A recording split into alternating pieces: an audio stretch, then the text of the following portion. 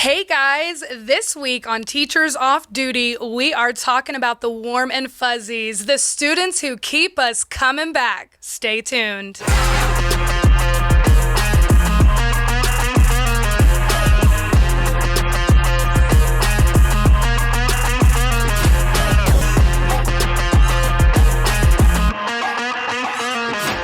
Hey everybody, and welcome to Teachers Off Duty. I am Anna Kowal. I'm with two very lovely people today. Oh, she's so lovely. I like the way she says lovely. I like it. It's like ASMR, but... Her voice did sound ASMR. Lovely. Nice.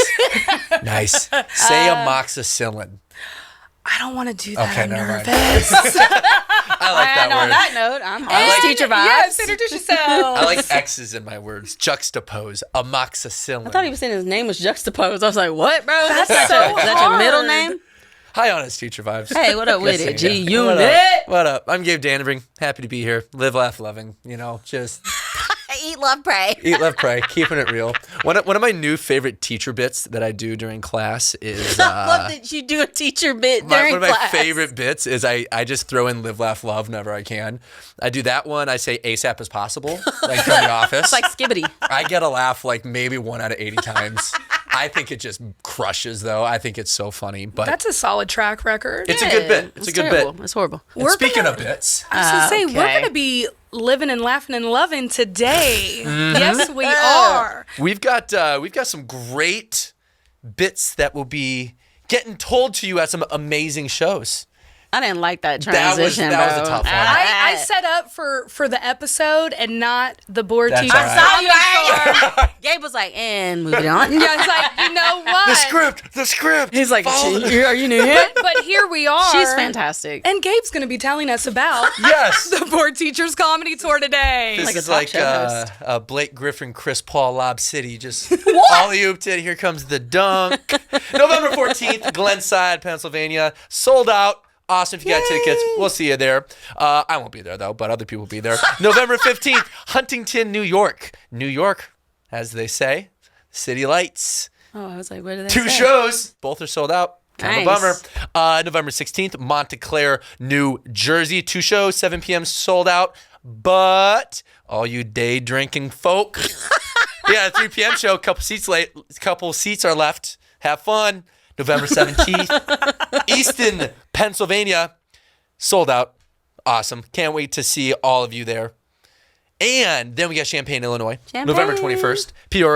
Peoria, Illinois on the 22nd. Chicago. That was terrible singing. You know, for someone who can't sing, I sing on this show quite a bit. You know what? Live your dream, friend. Thank you. Don't dim your light for You know what nobody. I believe in 2 things. I believe in singing, and I believe that we'll be in Chicago on the 23rd. Hey, you see And that? Indianapolis on the 24th. That is a content Then- creator right there. On December 6th, Charleston, Virginia. December 7th, 2 shows in Tyson, Virginia. 7 p.m. is sold out. However, 3 p.m., woohoo, still available. In there and likes then December 8th, wear your red bottoms to Red Bank, New Jersey. Have fun. Tear it up. Speaking of tearing love it up, that. I'm on a roll right now. We will be in Mexico, as they say. We are going to be coming to you live with the first ever Saved by the Beach comedy batch presented by Teachers Off Duty. No, presented by board. Dang it, presented by board teachers. That's I was it. close. But Teachers Off Duty will be presented. in the house. We will. We will be performing twice, 2 live shows. You 2 guys can live check shows. it out. Dose. You will be live, laugh, loving with all of our crazy stories I don't from know your about them. I'm going to be turned up.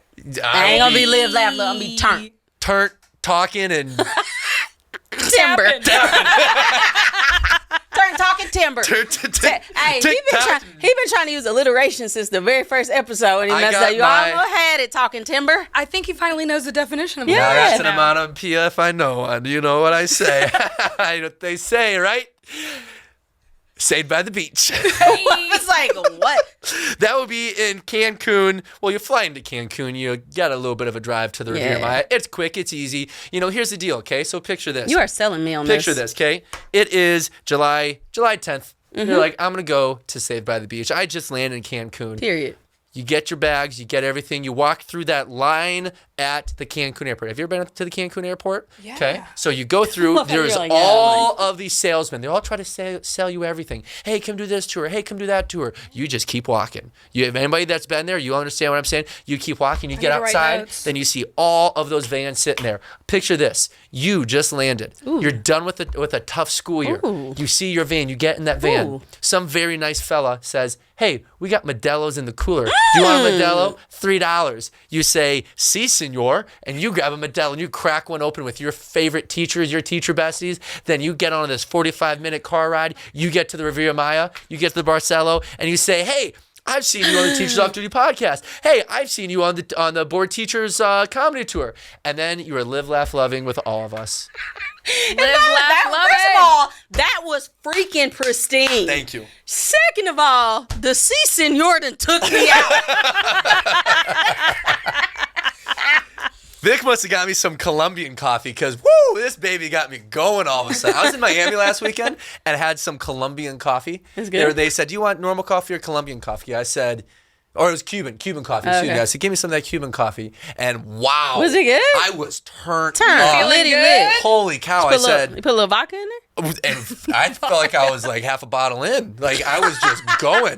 No hangover though, just pure excitement and energy. It was nuts. Nice. Or maybe it was those creatine gummies that I had that our lovely owner James gave me. I thought you weren't supposed to eat a lot of those or you'll be stacked.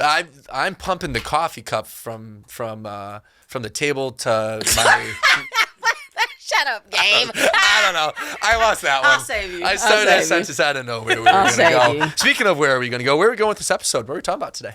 Guys, we are going to be talking about the warm and fuzzy self-teaching. I'm so happy. We are going to be talking about the students that make us keep on coming back. Yeah. Our favorites. I our love babies. Them. I know. Which one of us is going to cry in this episode? Listen, I love my kids. Like, they just are so... My fave is, like, the kids that know you having a bad day, and they're like, Miss Richardson, who I need to fire. Yeah. Like, please don't hit anybody. Everybody take a deep please, breath. Yeah, please don't hit anyone. We don't want anyone to be harmed. But if you really was looking, you can hit... No, I'm just kidding. Please don't hit nobody. In the world of teaching, there's always so many negative things, and it's such a challenging profession. It challenges you emotionally, physically, like it challenges just so many different parts, and it's hard as a teacher because like when you turn on the news, anything with education is usually a negative story for the most part. Absolutely. And like it's like we got to talk about some of the positive stuff, and at the end of the day our job is to educate the kids, and the kids are why we do the job. Yeah. Like I'm not here to say, well, what's your why? Like we know your why. Yeah, we get it. Like and that's what they ask you at a Boost and Morale PD. Shut up. Yeah, we don't. It's like we know. We don't need to talk about we know that. our why. I didn't think about why I do this job. Wait a minute, I've maybe never it's thought for about the that. small salary. Yeah. Like, no, it's like, we know, I never man. thought about why I want to do this job after I committed all my years of education to it and applied for the job. Oh, I never think about why am I here? Yeah, so what's your why drives me nuts. I just, as a teacher, I love it. You know? I do. I love being a teacher. I love it. I love anytime I get a note from a student. Yep. And I will say one of my biggest regrets, not saving those notes. I have saved them. I have them laminated. I have a lot of them. Saved them and laminated them. Yep. They are the sweetest notes. The kid, they're always like so random too. Yeah. Like they'll just randomly, like a kid just randomly like drew me a note the other day, said best teacher, best student. And I was like, ugh. And then I make my kids do scratch paper for like when they do the benchmark test. Okay. And two of my students, they did their scratch paper, which ELA I know doesn't normally do scratch paper, but we have like a method that we teach them to help them slow down so they don't Christmas tree the test. Mm-hmm. And one of my students. Christmas tree the test? test? Yeah, you know, like they just go through and pick. Like Elf in the elevator when he's like, I'm absolutely stealing that. No, it's fantastic. I'll tell you how to do it because we've been swapping. We're both ELA teachers. We've been swapping. We've had the best PD today. Swapping alliteration. Shut up, Gabe. No, that's close. That's not but one of my students for the benchmark test, it was so encouraging because I got their scratch paper back and they had drawn all this stuff on there. They did their scratch paper, but they drew all this stuff on there. I was like, Miss Richardson is the best teacher ever. Read the entire passage or you hate Miss Richardson. And so he was like, it was so sweet. And then one of them was like, this test was easy. I'm going to ace this test. Miss Richardson is the best teacher. I was like, there were like 10 of y'all that didn't even do your scratch paper, but you too. You are a real one. You the realest. I mean, I called my mom and showed her. Like, it just, I don't know. You know, we work really hard, and sometimes, like, it just gets so stressful. But that genuinely, in my heart, the fact that a kid would, during a test that's stressful, would think, I'm taking a test, but I'm also going to write some. I thought that somebody was peeing. I'm sorry. I'm so sorry. I was like, damn, James. Pop the bottle open. I got to go. Oh, that was funny. But I don't know. It was just sweet that when the kids think of us, it's sweet because it's like they're kids, you know, their brain be going all over the place. But the fact that they took the time to, and it was two of them, they didn't know that each other was doing that. But the fact that they did that was really sweet. Spark something uncommon this holiday with just the right gift from Uncommon Goods. Holiday shopping is just another thing to add to our very busy to-do list this time of year. And for most of us, it's stressful to try and find the perfect gift that is unique and personal to everyone on our list. Thankfully, this year, I have Uncommon Goods. Uncommon Goods makes it less stressful with incredible hand-picked gifts for everyone on your list, all in one spot. Gifts that spark joy, wonder, delight, and that it's exactly what I wanted feeling. Now, not only do they have stuff for everyone on my list, but they make it easy to pick out things for myself too. You all know I love a good book. Reading is part of my self-care routine, and Uncommon Goods has some amazing accessories to help reading my next chapter the most relaxing it can be. From handmade slippers with books on them, or a book valet that keeps my place in my book, and it also holds my phone, my glasses, and even a cup of tea. I am treating myself. Uncommon Goods looks for products that are high quality, unique, and often handmade or made in the U.S. They have the most meaningful, out-of-the-ordinary gifts anywhere. They even have gifts you can personalize. From gifts for everyone from book lovers to diehard sports fans, Uncommon Goods has something for everyone. Not the same old selections you can find just anywhere. To get 15% off your next gift, go to uncommongoods.com/TOD. That's uncommongoods.com/TOD for 15% off. Don't miss out on this limited time offer. Uncommon Goods. We're all out of the ordinary. I was talking to a first year teacher the other day, and I was like, I swear those sweet moments really outweigh the hard moments. And there's more hard moments, I think. That's what makes the sweet moments right, good. But It's a 10 to 1 ratio, minimum. Bro, it's 20 to 1. Yeah.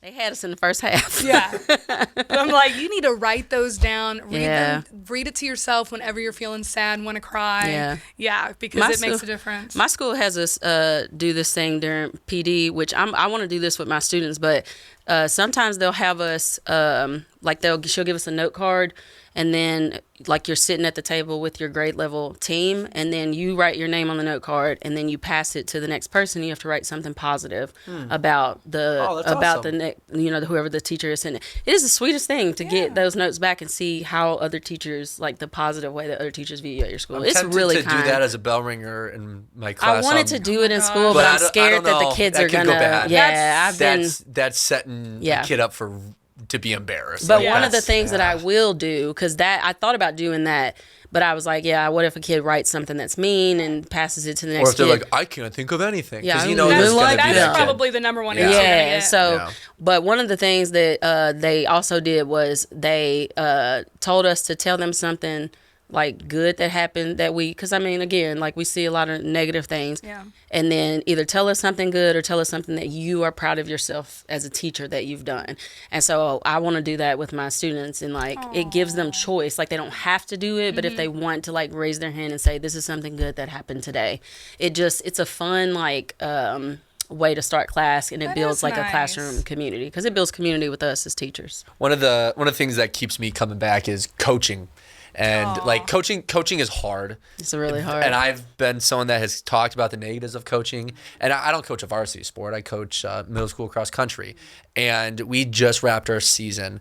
And as a cross country coach, it's so cool because you have a bunch of kids that buy into something very challenging, which is running. And there's something that's a crazy feeling of when you've got a group of kids that look at you and you can see that they trust you. Yep. Yes. It's a weird feeling, but you you just feel it. And then seeing kids buy into what you're saying. Yes. And we had a really good season this year. And like there was a kid that I was really hard on this year because we needed him to run well, and I was hard on him, and he knew that, and then he just had a massive performance at our championship race. So seeing him perform, it was awesome. It was so cool. Man, I be trying not to cry on camera, but this episode really is gonna make me cry. It was so cool, and like there's so many moments as a coach that you have that. It's hard to explain. Like there was a girl a couple years ago. We were getting ready for a big race, and she was super nervous, and I could just see it, and I just pulled her over, and I was like, "Hey, let's talk." Yeah. And she just gets emotional, gets teary, and we talk through it, and then she goes out and performs well, and then she's just ecstatic at the end. Yeah. It's like that is the thing about coaching that is awesome. Yeah. You see those moments, and I'm really big on sports where you've got moments. Yeah. There's Yeah. moments that you remember, Yeah. and everything builds towards those big moments. Right. And I love seeing when a kid has a moment, something that they're gonna remember forever, whether they had a crazy performance that they did well at, or whatever it is. It's like that's a moment that kid is gonna remember. Because we all have moments we remember all have from those high moments. school. Yeah. Like, Especially surrounding sports. Yeah, As a swimmer. because we get to you get to really? see them outside of the classroom. Like it's just they know you're a teacher, Yeah. but you're also their coach too. Like it's just a different. So you did swimming? I did swimming Okay. when I was a kid, but I actually coached flag football varsity high school back in the day. Nice. Knew nothing about football. Nice. But they wanted a female coach on because it was all male coaches, but it was a female flag football team. Oh, cool. And it was really cool to get to bond with kids in a different way. It is, yeah. I didn't have all of the students in the classroom, but I had some of them, and it was just they backed me up no matter what Yeah. in that classroom. Yeah. They had coaches back always. It was really I cool. did. Experience. I loved. It is hard being a coach. I is. loved coaching girls basketball because I was a head coach last year. This year I was like, man, if y'all need an assistant, I got you. But golly, I'm tired. It's a lot of work. But it was. My dad used to teach me that basketball was a metaphor for life. So it's been cool to like transition those things to like teaching my students that, and like I don't know, like. They get to see us outside the classroom. It's a different type, still a teacher-student relationship that's appropriate, but it's a different type of really relationship is. because you're on the basketball court with them. Like sometimes we play basketball and I could dunk on them. I can't dunk. I'm like 4 feet tall, but it just adds like a different aspect. And the teachers who don't coach, the kids, when they see them at their sporting events or they see them at their choir rehearsal or they see them at their band recital, like if they see them seeing us outside of school and them knowing like I don't have, because in their mind they're like, oh, you have to be here during the day, you're my teacher. But when they see us like after school, it just, I don't know, like there's a lot of teachable moments as a teacher. And I'm happy that we're doing this episode because I think that people listening to this episode and us talking through this episode, it will have something to come back to when we're having a hard time. Yeah, absolutely. Like one time I had a student and she had a reputation and I had never had her in class before. You know, I try really hard not to have preconceived notions of students when they come in. And, but I'd heard stuff about her, whatever. I have her in class for like 2 weeks. I'm like, she is fine in my class. What's going on? And she came up to me probably 3 weeks after having me and was like, I just want you to know that the hour I have in your classroom is the only hour of like peace and quiet I get every day. And because, I always have like the lights dimmed and I play soft music all the time. And like that right there made like my month. I was like, oh some my of the other gosh. classes may feel kind of chaotic and overstimulating. Right, and like I'm a loud, energetic teacher, but I'm a reading teacher, so there is a lot of quiet time in my room, and it made me that's such a nice reminder that even if they're not acting like they're engaged and super excited what they're doing, like creating a safe space for a kid is so important. It's cool when they say stuff that we don't realize they're paying attention, and then they're like, you know what, I really liked when you da-da-da-da. Yeah. I'm like, I thought y'all weren't listening to me. There was a teacher, she shared this story with me. There was a death at her school, and they had the script of what she was supposed to say, and she started reading it, started getting choked up, and couldn't finish it. And she said a kid stood up and said, hey, I'll finish it for you. Oh, I would cry. I would start crying. Oh, that's... Yep. I literally love them. I know. They Yeah. are some hot little messes, but I really love them. And they show up like when you least expect Yes. it, kind of. It's like as a teacher, we try to show up for the kids every day. Yeah. We're there. And then all of a sudden, like kids will just show up and step up in big moments. And it's cool because it doesn't matter what age it is. Yep. They just have that instinct of Right. like, hey, I care about this teacher. I want to be there for them. And it's just, it's always cool when those moments happen. Yeah. It's fun. Because we had a teacher, which I've told the story on the podcast before, but we had a teacher that she fainted. And, you know, we all have the class that we're like, we consider like, oh, that was the worst class. Well, that class, she had that class when she fainted. And I would have thought that they would have been in there like hooping and hollering. Those kids turned into little adults. That's awesome. They, like, one of them got something to put under her. It still gives me chills to this day. That was like 5 years ago. One of them got something to put on her head. One of them stepped out, like, calmly. And came, like, they didn't come down there, oh my God, you fainted. Right. No, they were like, hey, Miss Such Such just fainted. Like, we need some help now. Wow. They pushed the intercom button to tell the front. Like, it still gives me chills. Because I'm like, look at y'all being little people. Yeah. It just, I don't know. Something about it. I'm like, so y'all don't act the fool all the time. Right. It just, it made me like, I'm like, so, but that's so sweet. And it's like, well, there was like a kid that like his bus driver had like a heart attack or something. And he like, I'm like, how do you know how to drive? I mean, like, get this kid a CDL. Man, listen. Holy cow. We do need more bus drivers. You gotta be 5 feet tall, though. You know, like you gotta be out of high school. I like the kids too because this is the thing I like about them. They really keep me young. They keep like because especially you teach middle school, man, you gotta match energy. Matter of fact, any grade you teach, you gotta match energy. Yep. Them elementary teachers, God love y'all. Because I know that there's a lot of people that say, I could never teach middle school. I'm like, I could never teach elementary because I got ADHD. I wouldn't be able to get through my story. Because a kid would be like, you know what? This reminds me, I got a unicorn at home. And then another kid would be like, nah, unicorns ain't even real. Another kid would be like, shut up. She can believe whatever she wants to. Now we're all off track. Yeah. But I love, it's something about being around younger people. Like, it gives me energy. It keeps like I've talked to my dad about this, who's a lifelong teacher. He's like, it keeps you young, keeps you with it. It does. It keeps you and with it keeps the you time. sharp. It does. I had a great moment the other day in class where there was two kids in class, or it was in the whole class, and this girl, she grabs a piece of paper, accidentally grabbed 2 pieces of paper, and there was another kid in class that is in a completely different social circle than her, and she went up to him and was like, hey, I accidentally grabbed this extra piece. Do you want this piece of paper? And it was just such a cool moment because it's like, that's just being kind. And I've seen other times where kids will invite other kids into their group if they're working by themselves. It's really cool. That's awesome. And I was just having a conversation with one of my teacher friends about this, and like the whole thing about like allowing kids to pick their groups. It is so dangerous, especially at the middle school level, because kids are mean. They don't realize it at times, but they can come off as really mean. I don't think they realize that each other are real people. I'm like, hey, that's a real person that you're talking to. They think they're joking, and it's not a joke to some. And some, they just don't get it. They don't realize what they're saying can come off as mean, and it just takes life experience for you to get to the point where you understand those things. So we were talking about, like, how do we get kids to pick groups in the correct way? Because we want them to work with their friends. As adults, we want that as well. Yeah. I truly do think you get more buy-in from kids if they're working in groups that you like. That's true. And we talked about really stressing the fact that it takes way more.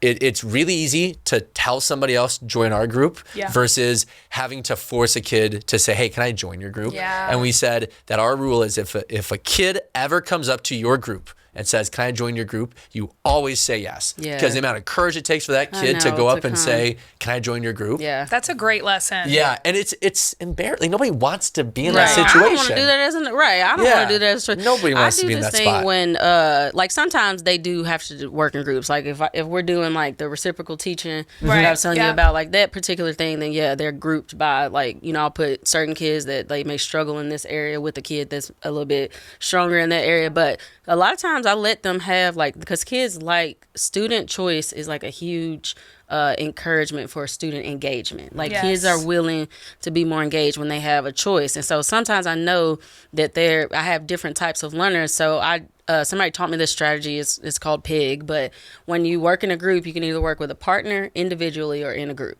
So it gives kids the option, because there are genuinely some kids that they do want to work by themselves. Oh, and then there's always some at least kids one that they only want to work with one other person. And then there's some kids that they want to make like a large group of 12. As long as y'all do y'all work, I don't care if it was 20 of y'all. Right. Like, and so that I have found that the student choice thing, it really helps me with engagement. I always think it's interesting when a school year ends and the next year starts, the kids that come back to say hi, That always surprises me. Like, I thought you hated Yeah, me. there's so many that's It's like, always the kid you Yeah. think hates you. You're like, hi, oh my God. And then they just kind of like, especially middle school, they just stand there awkwardly, like, just linger. hey, I'm here. They just linger. And it's like, and it's so Hello. sweet and it's so cute. And they just don't have the life experience to be able to be like, hey, I miss you. How are you doing?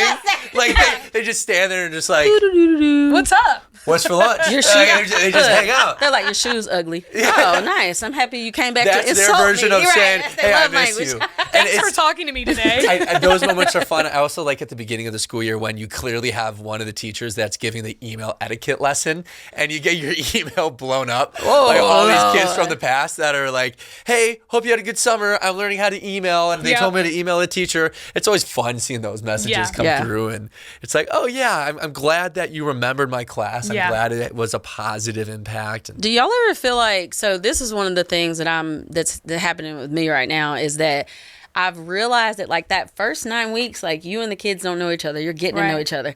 And then it's like without noticing it, you at some point in time, you just morph into this like family where you realize like you're bantering back and forth, like you're cracking jokes with each other. It's like they turn into your little family. They're not strange, you know, because we all feel like strangers to each other at the end of the school year. It still feels like this is my teacher and I am you know what I'm saying? Like it feels very robotic. And then at some point in time, once they see you every day for 9 weeks, then it's like, you just develop into like this little family and You got like this little trust going on, and it does. You're right. Like you just wake up one day and you're like, wait a minute. Like I know everybody's role. Every class period has a different personality. Girl, a different child. 4 different kids.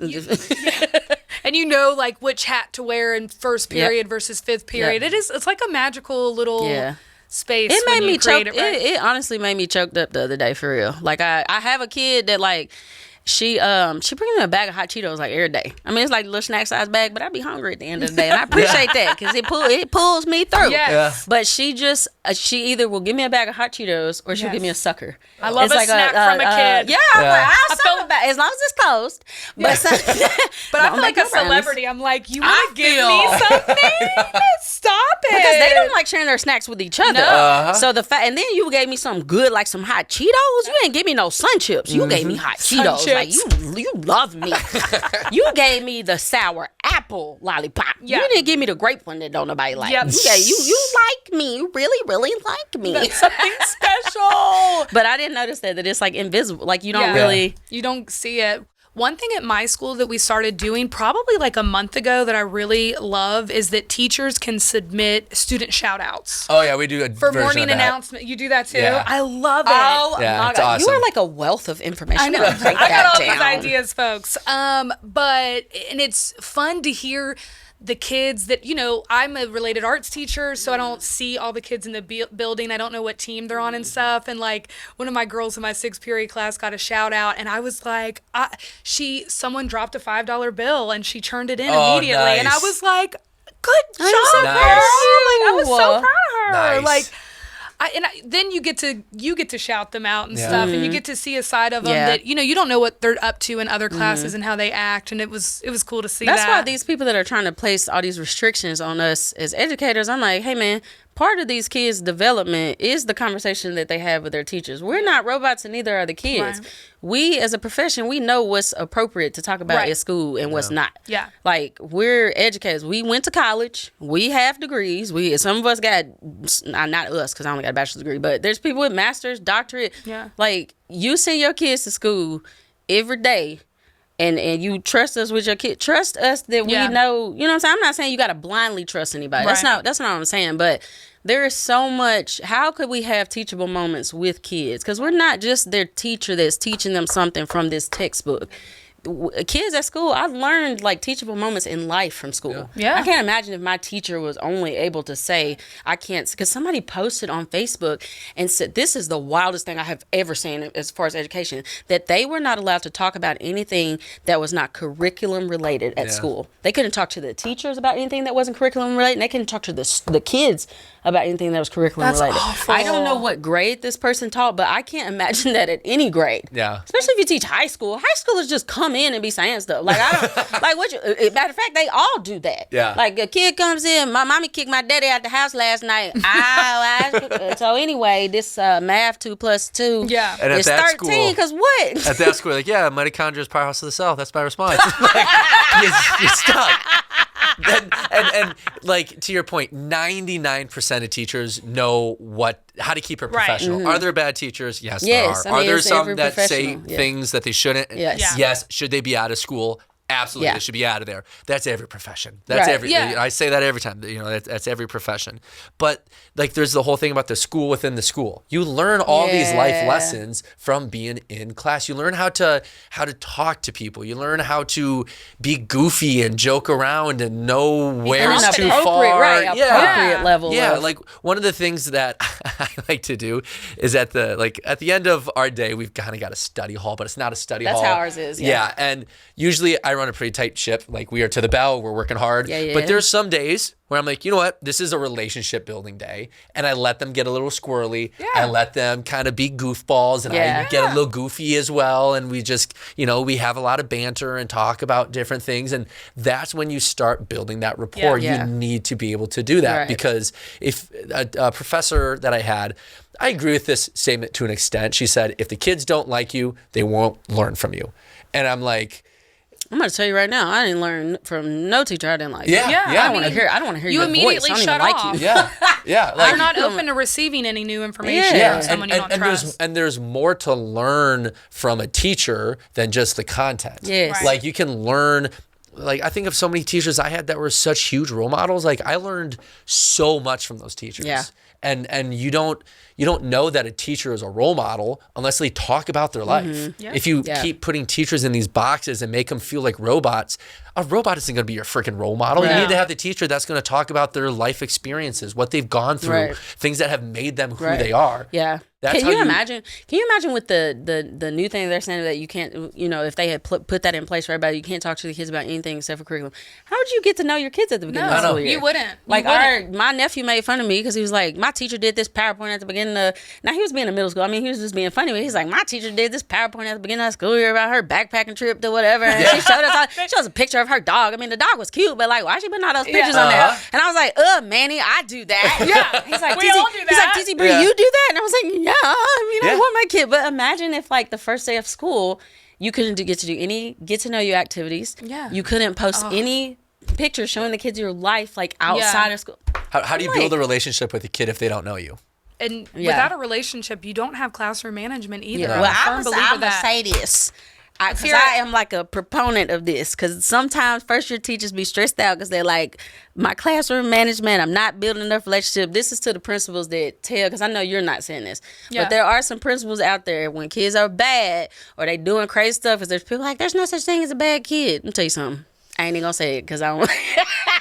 But there are people that, like, there are principals that will tell teachers, like, that's like their catch-all. They're like, well, if you build a relationship with them. Yeah. And I'm like, sometimes, like, your class, it doesn't matter how good your classroom management is. Some kids, they can't function in, they don't need to be in a certain, like, school environment because they are not, at some point, if a kid becomes a harm to the other kids that they in class, like, at what point in time do we call out this type of disruptive behavior? Because it's also dangerous to the other kids and it's disruptive to the kids that are trying to learn. So if you're a first year teacher, you definitely need classroom management. Mm-hmm. It is a huge, part of it. And you also need to be able to build a rapport with kids. Yeah. But just I'm not close to every single, you know what I'm saying? Yeah. Like I have there's a point where you have a general rapport with your class, and then you have certain students that you have like a deeper rapport with.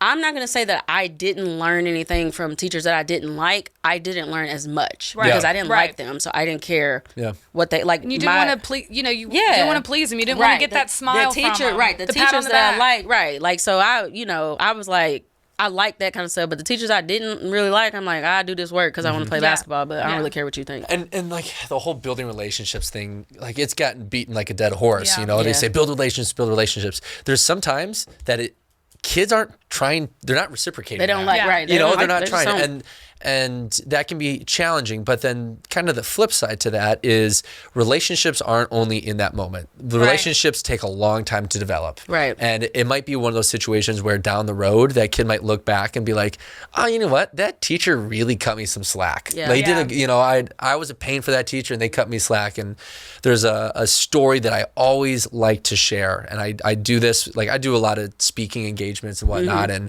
I always end with this story. It's about a former fighter jet pilot. His name was Charles Plum. He was a fighter jet pilot on the aircraft carrier. Yeah, awesome. Yeah, name. That's an awesome Sweet name name. for a pilot. Yeah. He was a fighter jet pilot on the aircraft carrier Kitty Hawk during the Vietnam War. Okay? Dang. So My boy got names. Man. He got shot down. And he lived through it. And he said that one day he was out having coffee and somebody came up to him and said, hey, you're Charles Plum. And he said, yeah. And the guy goes, hey, I packed your parachute. And I always get choked up sharing the story. And Oh my gosh. and he was like, he was thinking to himself, he's like, how many times did I walk by this guy not knowing that, like, he changed my life. He did this for me. He did that. And I always give this story because it's like being a teacher. Yeah. We're packing people's parachutes. Yeah. And how many times did we pack a kid's parachute and they didn't tell us? Right. We will never know it. And we're going to have to live knowing that they're not going to tell us, but we make that impact. So that's the thing about like building relationships is even though you don't get that nice letter from the kid, they might be thinking down the road, oh my gosh, that teacher really helped me. And I thought about that story a lot because I always That's talked so about great, it. yes. And I was like, how many of my teachers have actually gone back and said, hey, you packed my parachute. You helped me out. So I did that this year. And I sent like a care package to a number of different teachers. And one was my kindergarten teacher. And she texted me and she was like, I can't believe that you remembered me. And the super sweet message. And then she put a picture of my kindergarten picture. She still had all of her old kindergarten pictures. And I was like, That's such a teacher. that's awesome. Yeah. I was like, That's that's a awesome. teacher. Oh my gosh, that's so sweet. That's why I eliminated those kids' notes. I was like, I'm not losing because I just last year was the first year I've done that. But they just draw you all kind of stuff. But I also like we say these blanket statements in education, but then we don't teach people how to do it. Right. And so there's this whole conversation behind like build relationships. Some people like that. What do you mean when you say it's like when we ask the kids a question and they can recall the information, but they can't tell us why they chose that answer. With the same way we want kids to be able to explain to us why they chose that. Even if you've got the right answer, in my mind, if you guess the answer but you can't explain how you got the answer, in my mind, like you legit guessed. Yeah. And so this is one of the reasons why I love my principal. There's a lot of reasons why I love my principal, but they talk to the new teachers about building relationships with kids, but they tell them how to do it. So apparently there's this 10 by 10 rule where at some point in time throughout the school year, you have 10 different conversations with a kid about, 10 different, not 10 different things, but you have 10 different unschool related conversations. Like their pets or something. Yeah, so like if you ask them about, Fortnite, or if you notice a sweatshirt they have on, you're like, oh, that's kind of cool. Or, like something about that, it takes them out of this box of like, that's just my teacher, to the fact of like, oh, you care about what shoes I have on? Like They you see care me. about, or you care about like how, that I'm interested in Pokemon. Like, oh, you dropped one of your Pokemon cards. I love this particular Pokemon because they're like, what? You play Pokemon? What? And I'm like, boy, you don't even know about Pokemon Go. Like it just, I think it shows the kids our humanity. Yeah. And it makes us like more human in their mind. Yeah. And like I had a student one time that was kind of tough in my class, and I was asking other teachers, it's like, how can I connect with this student? And I found out she was a huge Grey's Anatomy fan. Period. And I didn't know anything about Grey's Anatomy. So I just got on Wikipedia real quick and just dropped some names. And I swear literally that one conversation, it was crazy. It turned it around immediately, and all of a sudden we're laughing in class. And that moment, that's the student that's now bringing me back, because I'm like, wow, she gave me a headache for a couple weeks. And now but I went out of my way to do that, and it's those little things that matter to kids, and it's the little things like writing a note to us that help us get through the bad days too. And I had a kid in class that this is something I learned to do this year, but we have kids that like every day they doing something. They in trouble. They sleep. Won't do their work. Something. If I saw there were two different kids that I saw, both of these particular kids that I noticed. I was like, dang, look at you doing your work today. Like, and so I like wrote a note, and not only were they like doing their work, but they were like focused, and you could tell they were trying to keep themselves awake, and they were trying to make sure that they stay focused. But I will say that like before both of those things, because they were having so many like discipline problems, I was like, man, there's something deeper than this. So I genuinely was just like, I just tried to talk to them. Does that work all the time? Heck no. Some kids like, I don't care who you are. I don't care. I don't want to know you. Get out my face. Yeah. These two particular kids, like they were very like receptive to it. They still have days where they come in and they, you know what I'm saying, they don't do work or whatever.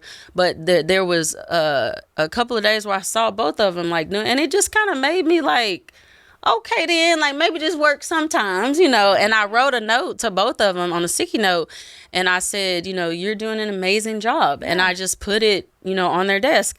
But I also, when I did that, it made me realize, like, what about your kids that are like your invisible kids? Yeah. They don't ever get in trouble.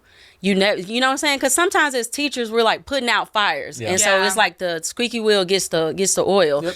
And so when I did that and made it a point to, to say, hey, like, good job on, your good behavior. I want to go.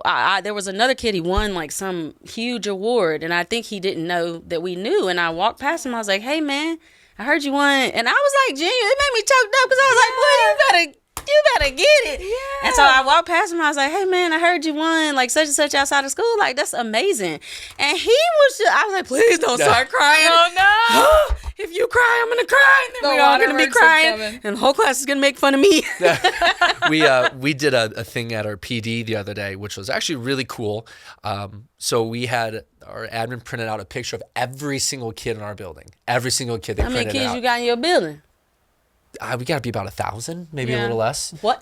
Okay. Yeah. Lot of stuff. So what all the teachers did is every teacher had sticky notes, and we would go to each kid, and if you knew something about them, you would write down a couple of things that you know. It was such a good way to show, like, hey, here are the kids that you know. Here's the kids that teachers don't know who this person is.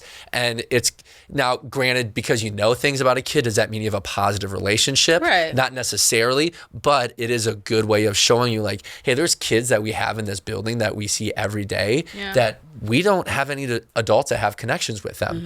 Now, it is also really hard. Like, that stuff all sounds great. Absolutely, it does. It is really hard. We've got we've got a couple hundred kids that we see every day. Yep. And it's a lot of kids. It's a lot. And it's hard to carry that emotional baggage of making a connection with every kid, because kids put a lot of stuff on you, and all you can take is all you can take. Yeah. There's a point to where emotionally you can't take on anymore, and that's you're okay. Also doing your job like at the end of the day, you're a teacher. Yeah. You're a teacher, and you don't have to be the counselor for every single kid. And you have to know that, and you have to be able to listen to a kid and say, hey, I'm glad you shared this with me. I'm not the guy right now. Yeah. You got to go to somebody else. I'm going to point you in the right direction. Yeah, I'm going to give you the right tools so you're ready to go. Yeah. Because sometimes teachers want to start giving advice and almost like unpacking trauma. Most of us aren't trained to do that. No. Even though you think you're doing something that's beneficial, you're actually making it worse. Yeah, don't do that. We have to be able to recognize when we have to draw the line. Right. And because that's also where like being a mandated reporter comes in. It's like I appreciate that and I make sure my kids know that I'm a mandated reporter, because I don't want you to feel like you can't trust me because you told me something, and then I make sure they know, because I don't want you to tell me anything that you don't want the adult that is the appropriate adult for you to go to for that particular thing, because it's my job as an educator, as a teacher. I have a duty to you as an adult that is supposed to be a safe person that you're around to ensure that you are safe. And so I like, because kids, like, they're just whether it's funny or whatever, a lot of times it's funny, but I'm like, hey, that don't sound, I think that is illegal. Like, I don't think you can do that. Like, I don't think you can slash 3 tires because the insurance will cover it if you slash 4. Like, I don't think you're supposed to know that. But I do try to, because I don't want, kids want to know that their teachers are trustworthy and fair people. And they also, kids also, they want to be known and they want to belong. And I know when I was in school, the teachers who I felt known by them and I felt like I belonged there, you know, it made it a place where I wanted to learn.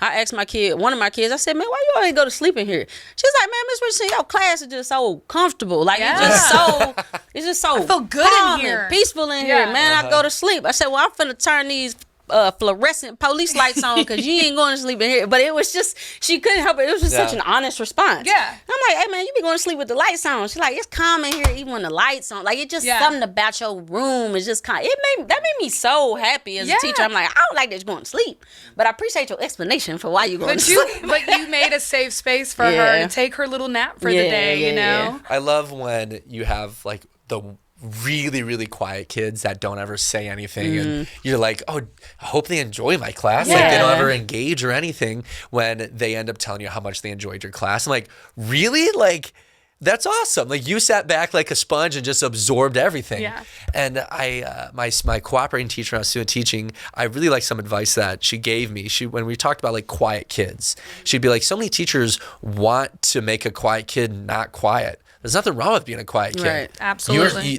Not everybody is a loudmouth. Not everybody is Mr. or Mrs. Excitement. Yeah. It's okay to be that kid that just sits there and just kind of takes it all in. Because some days I'm yap-a-dab-a-doo, just going all over the place. Drinking, slammed a yappuccino, and I'm just talking a bunch. Oh my gosh, my kids said that this weekend. I was like, what the heck? They were like, I could be the world champion in yappuccinos. I was That's funny. What? And sometimes I'm just like, you know what? Today's just a listening day. Today I'm just going to kind of soak everything in.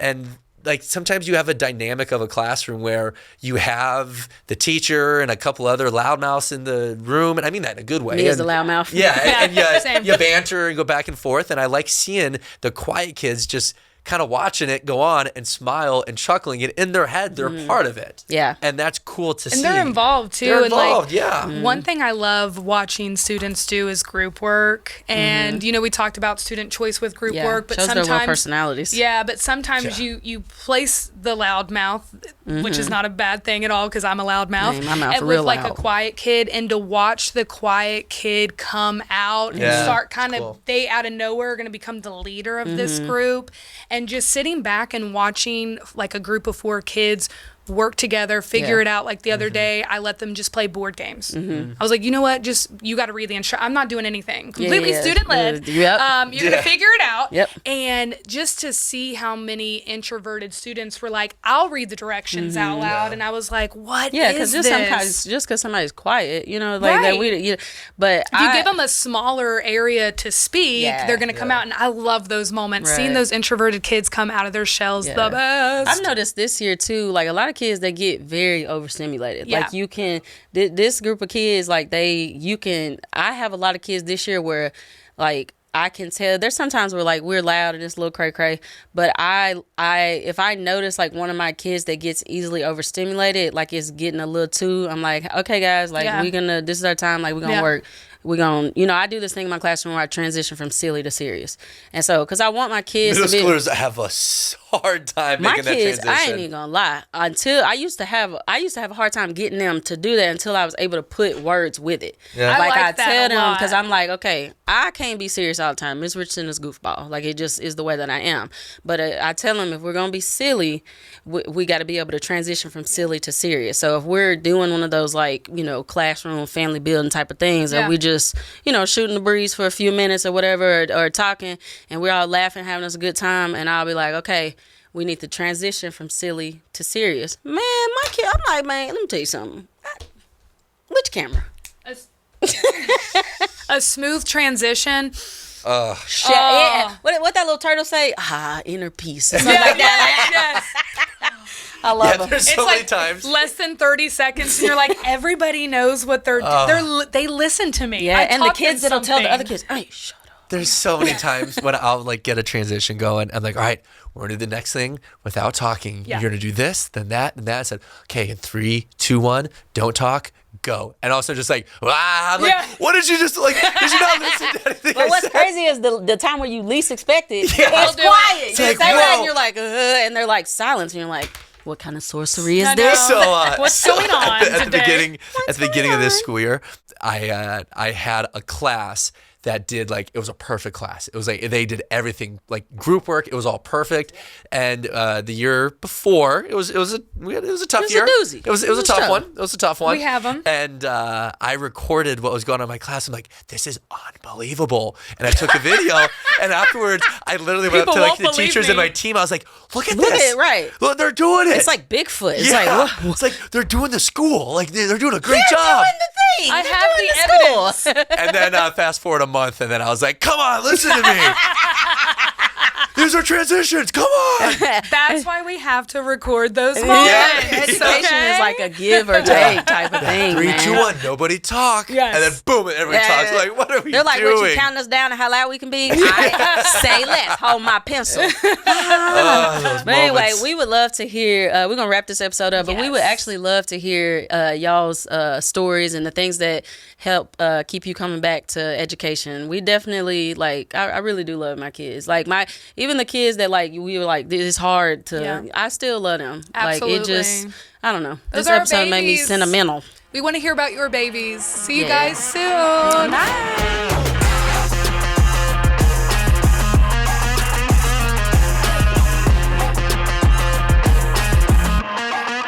Bye.